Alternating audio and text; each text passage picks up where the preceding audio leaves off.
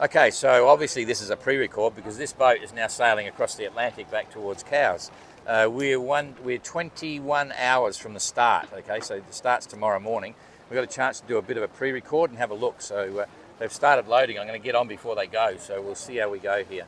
Oh, we can't even get on now. We've started it and they're doing the chain of all water. Maybe I can. I want to get on before that. Can I break the system here and jump on with the tubes? Thank you. You've got to get through. Look out, I'm coming on first. And then I'll get out of your way. Power, no power. Yes, no nothing at all. maker. Thank you, JC. Ooh, hello. Guitar player. Yeah. Okay, so I'll keep out of their way now. And in fact, I'm going to go down first quickly before they get there. Just before, and we can do the deck when it's out of the way. Whoop, the gimbal just went nuts then. I'm going to get down here before, the gimbal's just gone nuts. So that's a bit of a bugger. I'm going to turn it off and see what happens. There we go, we're back again. So this is another Swan 57, same as Explorer, but a single mast. I'll get out of their way. We're going to start right up the front here. So we've gone through the middle of the saloon, and the forecastle, it's all looking very tidy. They sail with 11 or 12, 11. So forecastle, pretty much normal, but they've got wet weather gear. I'm not sure where they're putting their sails. So maybe they're storing sails on deck. There's a few sails in there. And then there's a little sink here on the side. Lots of safety gear there. Safety harness, life jackets, wet weather gear up the front. So that's pretty straightforward. And then coming around the side, with boarding ladders there. Wow, a lot of stuff below this bunk. There's a pipe cot there, so it's only really like one bunk, which is very interesting. So there must be hot bunking in the saloon. I've got to say, my first impression, this boat's looking very organised. And they have to be because there's so many of them. They're very much a mixed crew from all over the world. Wow, that's looking very organised as well.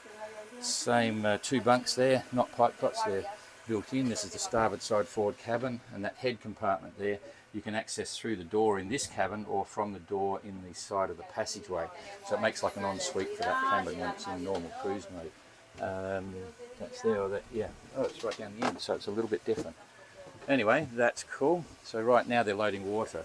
White Shadow doesn't actually have a desalinator, so they've got about, I don't know, 1,000 litres coming on board with just in those water drums. Table, that's the traditional one, drop leaf table. Whoop, we're surging around a bit.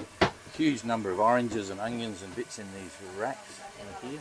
This is apples. They've got cardboard underneath. You can see it's quite big. It's a big rack and they're hanging down.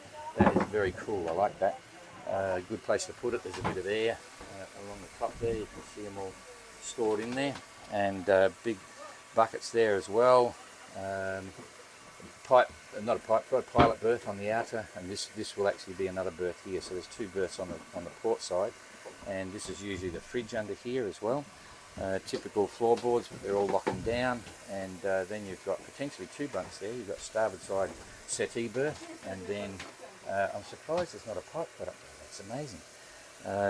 There's seats there that have been taken out. Looks like survival gear and bits and pieces, but very much a case of shortage of bunks, so they're absolutely hot bunking. But plus the rules, they've got one bunk each, so, but very organised. Gee, it's looking very cool with all their gear strapped in. I'm not sure what that'll be. It could be food. Not sure at all exactly what. So again, these buckets with garlic and onions and so on. So very smart indeed. Well, mandatory whiteboard for sailing orders and stuff. There's our galley. Same bits. Lots of fruit there. Oh, nectarines. That's not bad. They were tasty. I didn't have lunch. Oh well. They're flushing the tanks at the moment. I'm not sure what's going on. Probably flushing it through from the hose. This is a galley that's exactly the same as Explorer. 4-burner stove. We've got a 3-burner stove in ours with ovens, so they could actually cook bread and bits and pieces. Same drawers. Everything's very similar. Rack there with their water bottles and so on. Very interesting indeed. Very familiar. Just keeping out of their way here. So lots going on. I've got no idea where they're going to store all the water. There's a huge number of bottles of water there, and they're putting it in the tanks. So no need for me to tell them that they've got it open. So then moving into the aft cabin, this is a familiar space. That's a small double on the starboard side there.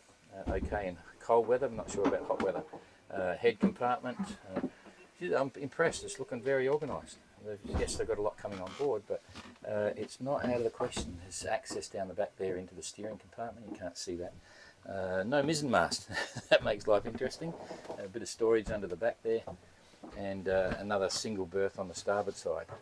So, yeah, very different than Explorer, that's for sure. Very different indeed. Okay, I don't want to get in their way, and I might get covered in here with water bottles in a minute, but that's fine. You guys are doing well. Yeah. You look organised. So, very cool indeed. Okay, so that's pretty normal, and then chart table area, everything's pulled apart, access to all the bits, all the NMEA stuff, typical switchboard there. We experienced a lot of similar issues preparing our boat that Jean-Christophe had as well, a little barograph there.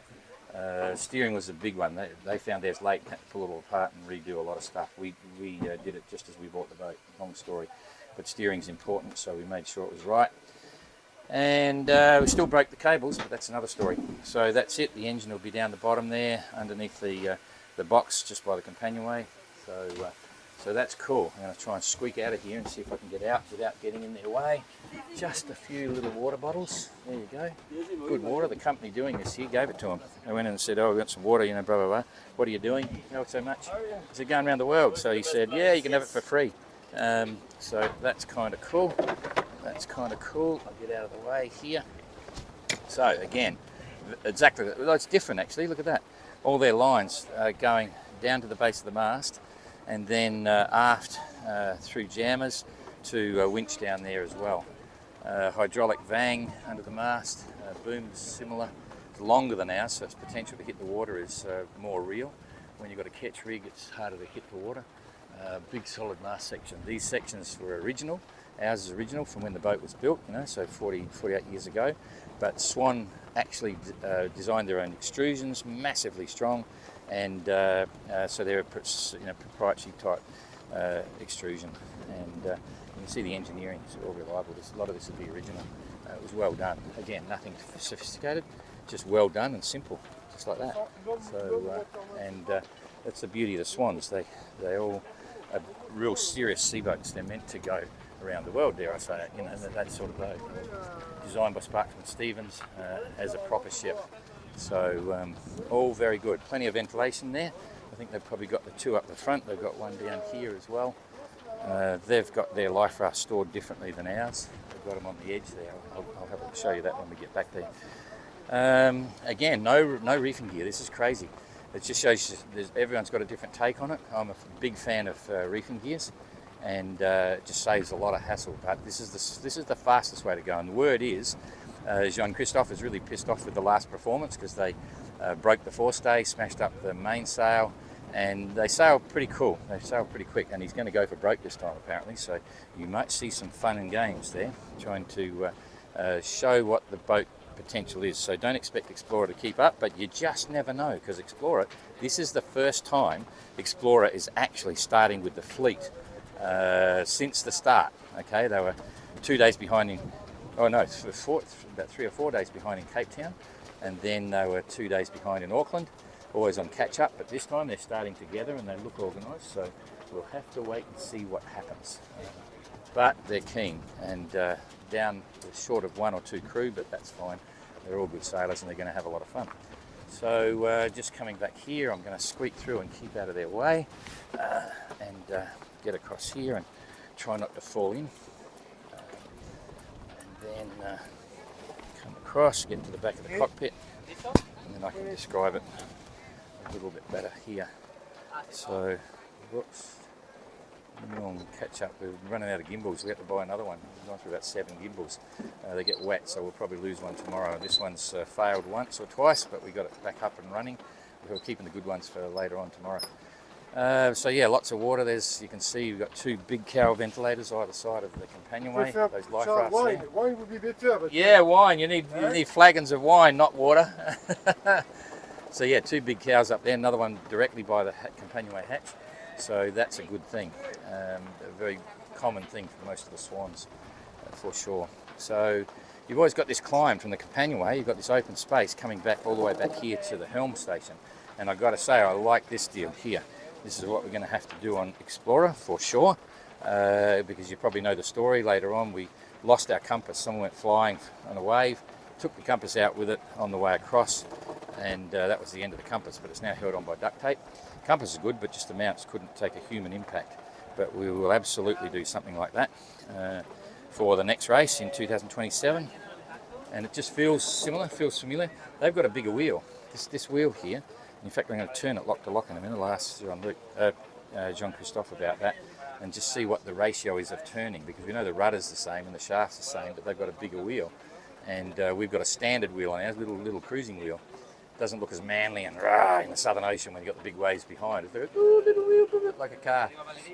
So kind of fun. Anyway, all looks good. I think the boat is very well organised. I think they've got a really good team spirit. A bunch of crazy Spaniards and all sorts of nationalities. Jean-Christophe is French. Got a Spanish entry. Jean-Christophe is a great sailor. He's had numerous boats doing all sorts of campaigns. And this was his dream, you know. And we did an interview with him for the doco the other day, and I saw the playback. It is fantastic. I mean, he is extremely emotional and was saying that, you know, you cannot tell people what you've just done. You cannot describe it. You can only live it and experience it. It's impossible to tell all the issues there. So he's having a ball. So many of the skippers and crew are actually living their dreams. So all very good. Okay, I think we've probably seen enough of this one. He's got a wind generator there. If you've got a fitted wind generator, you still have to carry solar panels, but they don't have to be mounted on the boat. Got his radar on a pedestal, all the man overboard gear and bits and pieces as well. So all looking very cool indeed. All right, I'm going to sign off. I'll turn this around very carefully and say goodbye. We're going to try and get over to Eureka now and see if we can have a look at that. And they're looking very organised, so we'll have to wait and see. All right, thanks for that. See you later. There's the boat we're going to go and try and see if we can get on right now. See ya.